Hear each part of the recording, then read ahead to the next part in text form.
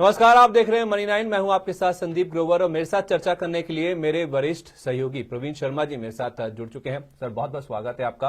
और चर्चा का विषय है 8th पे कमीशन। जी हां, 8th पे कमीशन को लेकर खबरों का बाजार बहुत ज्यादा गर्म है। अब फिर से कुछ नए अपडेट्स आते हुए नजर आ रहे हैं और उसी के ऊपर चर्चा करने के लिए सर मेरे साथ मौजूद भी हैं। इनफैक्ट खबर ये आ रही है कि शायद इसके इंप्लीमेंटेशन में देरी हो सकती है। हाल फिलहाल सरकार ने अनाउंसमेंट किया था 8th पे कमीशन को लेकर। बड़ा उत्साह, बड़ी खुशखबरी लोगों के मन में आती हुई दिखी थी, क्योंकि 8th पे कमीशन लागू हुआ तो जाहिर सी बात है लोगों के वेतन, चाहे वो कर्मचारी हैं या फिर उनके अगर पेंशन आती है तो उसमें एक बड़ी बढ़ोतरी देखने को मिल सकती है। लेकिन अब शायद थोड़ा सा डिले होता हुआ नजर आ रहा है। तो पहले तो सर यही बताइए कि क्या ताजा अपडेट है, फिर आगे चर्चा को आगे बढ़ाएंगे। बिल्कुल, जो खबरें आ रही हैं उसमें ये कहा जा रहा है कि 8वें वेतन आयोग का जो इम्प्लीमेंटेशन है उसमें थोड़ा सा देरी हो सकती है। 1 जनवरी 2026 से इसको सरकार ने लागू करने की बात कही थी, लेकिन अब माना यह जा रहा है कि यहाँ पे थोड़ा सा डिले हो सकता है। डिले की वजह क्या है? डिले की बड़ी वजह एक ये है कि जो 8वें वेतन आयोग है उसके टर्म्स एंड रेफरेंस को अभी तक फाइनल शक्ल या अंतिम शक्ल नहीं दी जा सकी है। एक बड़ी वजह ये है। दूसरी बड़ी वजह ये बताई जा रही है कि जो बजट डॉक्यूमेंट है 2025-26 का जो बजट सरकार लेके आई है उसमें 8वें वेतन आयोग के लिए कोई बजट एलोकेट नहीं किया गया है, कोई बजट का आउटले या आवंटन नहीं किया गया है। इसका मतलब यह है कि सरकार ने जब, चूंकि 1 जनवरी 2026 अगला जो फिस्कल आएगा उसमें पड़ेगा, तो ऐसे में यह माना जा रहा है कि क्या सरकार ने अभी इसके लिए फंड्स का एलोकेशन नहीं किया है और उसमें इसका वजह से क्या इसको थोड़ा आगे खिसकाया जा सकता है। अभी इसमें एक बात और भी है, जो रेवेन्यू सेक्रेटरी है मनोज गोविल, उन्होंने हाल में एक इंटरव्यू में ये कहा था कि इसका जो पैसा है, जो फंड्स है, वो जो अगला फिस्कल आएगा 2025-26 उसमें से नहीं जाएंगे, वहां पे खर्च वो नहीं आने वाला है। यानी कि वो पैसा जो एक्सपेंडिचर सरकार के ऊपर पड़ेगा 8वें वेतन आयोग के सिफारिशों के बाद जो सरकारी खजाने पर बर्डन आने वाला है वो 2026-27 के बजट में जाएगा। ये उन्होंने ऐसी बात एक्सपेंडिचर सेक्रेटरी ने कही है। लेकिन इसके जो अभी जो चीजें हैं कि जो टर्म्स एंड रेफरेंस नहीं है और जो बजट के जो डॉक्यूमेंट है उसमें बजट का आवंटन नहीं किया गया है, इस वजह से ऐसा लग रहा है कि शायद इसमें डिले हो सकता है। इसकी एक और वजह भी है जो बड़ी महत्वपूर्ण है। अभी तक 8वें वेतन आयोग के जो बनेगा उसके ना तो चेयरमैन ना सदस्य, इनका अभी कोई अपॉइंटमेंट नहीं हुआ, ये अभी नियुक्त भी नहीं किए गए हैं। अच्छा, इसमें कई सारे सवाल मेरे मन में आ रहे हैं। आपने जो बोला ना, एक एक करके आपके सामने रखता हूं। एक तो ये है कि क्या केवल चुनावी जुमला था फिर ये, क्योंकि 12 लाख करोड़ का एक नंबर उन्होंने वो दे दिया, 1 लाख करोड़ रुपए इकोनॉमी में आएगा, 12 लाख तक आपकी जो टैक्सेबल इनकम है वो फ्री हो गई, और दूसरा ये 8वां वेतन आयोग की बात कर दी। तो क्या दिल्ली के चुनाव फोकस में थे, इस तरह से हम समझ सकते हैं?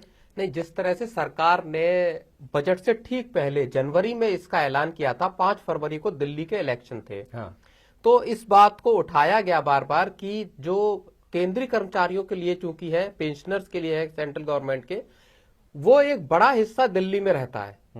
तो ये बात कही गई कि क्या सरकार ने जानबूझ के टारगेटेड तरीके से इसका ऐलान बजट से ठीक पहले किया और चुनावों के ठीक पहले किया, ताकि इस तबके को, जो कि मुख्य तौर पे दिल्ली का अगर वोटर है तो वहां पे जो सरकार है भारतीय जनता पार्टी की, उनको वोट मिलने में आसानी हो, वोट के लिए लुभाया जा सके। हालांकि हमने नतीजों में भी देखा कि भारतीय जनता पार्टी दिल्ली में जीत हासिल करने में भी सफल रही। कह सकते हैं इस बात को कि सरकार ने ऑफ बजट एक बड़ा डिसीजन लिया। इस डिसीजन को सरकार बजट में भी ला सकती थी।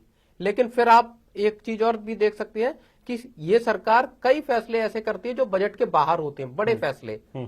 तो अगर हम उस हिसाब से देखें तो हो सकता है कि सरकार के प्लान में हो, सरकार ने उस लिहाज से किया हो। लेकिन जुमला नहीं है, सरकार ने चूंकि ऐलान कर दिया है 8वें वेतन आयोग के गठन का, तो अब सरकार उसको करेगी। और एक चीज और बता दूं आपको, अभी हाल में ही सरकार के डीओपीटी डिपार्टमेंट के अफसरों का और जो जेसीएम स्टाफ साइड है, यानी जो कर्मचारियों का संगठन है, उनके साथ अभी हाल में मीटिंग हुई है कुछ दिन पहले ही।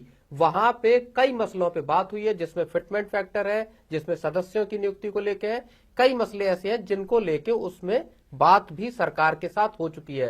तो ऐसा नहीं है, सरकार के कदम भी बढ़ रहे हैं उस दिशा में। लेकिन वो बात जो आ रही, जो आप कह रहे थे कि क्या देरी हो सकती है, हो सकता है 2-1 महीने उसको आगे शिफ्ट करना पड़े इसके इम्प्लीमेंटेशन को। हाँ, तो देखिए वैसे आप जैसे कह रहे हैं कि बजट से बाहर रख के इसका ऐलान किया गया। कुछ एक्सपर्ट्स हमारे साथ जब बजट का अनाउंसमेंट होता है वो कह भी रहे थे कि बजट एक नॉन इवेंट के तौर पर होता जा रहा है, कि जो बड़े फैसले हैं इनको लेने के लिए किसी और पार्टी को नहीं मनाना है या कुछ ऐसा नहीं करना है, इनके पास बहुमत है, खुद के पास फैसले लेने की ताकत है, तो बजट से पहले भी डिसीजन हो जाते हैं। लेकिन बजट में इसका एलोकेशन नहीं हुआ, उस वजह से मैंने ये सवाल आपसे पूछा था। अब दूसरा सवाल मेरा आपसे ये है कि अगर आप कह रहे हैं कि ये 1 जनवरी 2026 तक टाल दिया गया है इसका इम्प्लीमेंटेशन, तो पहले क्या डेट थी, कितना डिले हो रहा है इसमें? नहीं, 1 जनवरी 2026 से इसका इम्प्लीमेंटेशन होना है।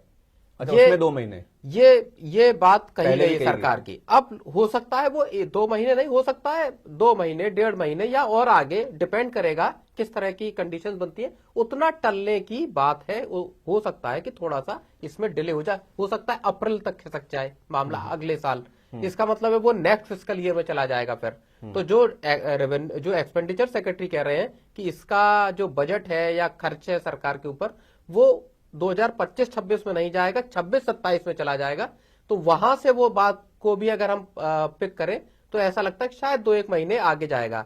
लेकिन अगर सरकार ने इम्प्लीमेंटेशन 1 जनवरी 2026 से बोला है, इसका मतलब यह है कि जो कर्मचारी हैं उनको संभवतः जो एरियर के तौर पे पैसा है या जो उनके लिए लागू होने वाली बात है वो 1 जनवरी से मानी जाएगी। अच्छा, जो कह दिया वो करके दिखाएंगे, भले ही देरी हो जाए इम्प्लीमेंटेशन में। हाँ, लेकिन आपको जो फायदा है वो 1 जनवरी से वो एरियर के तौर पे जो पैसा मिल रहा है, बाकी सारा वो सारा 1 जनवरी 2026 से हो सकता है।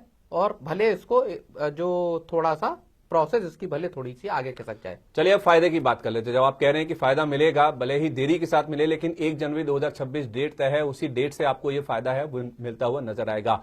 फायदा कितना बड़ा है? अब कर्मचारियों या फिर पेंशनर्स की साइड से देखें तो ये कितना बड़ा इनके लिए फायदा है, कितनी बड़ी राहत है, कितनी बड़ी खुशखबरी है? और सरकार के ऊपर भी, क्योंकि आप कह रहे हैं कि थोड़ा इंप्लीमेंटेशन में देरी हो क्योंकि बड़ा प्रोजेक्ट है, बड़ा आउटले इसमें होगा, तो सरकार के ऊपर किस तरह का बोझ आ सकता है? दोनों साइड से बताइए। नहीं, देखिए 1 करोड़ कर्मचारी हैं सरकार के, केंद्रीय सरकार के, और पेंशनर हैं, 1 करोड़ की तादाद है। अब बताया ये जा रहा है कि इसमें जो हमारे एक्सपर्ट्स के साथ हम तो लगातार इस चीज को कवर कर रहे हैं कि 55,000 रुपए मिनिमम सैलरी पहुंच सकती है, ऐसी बातें कही जा रही हैं इसमें।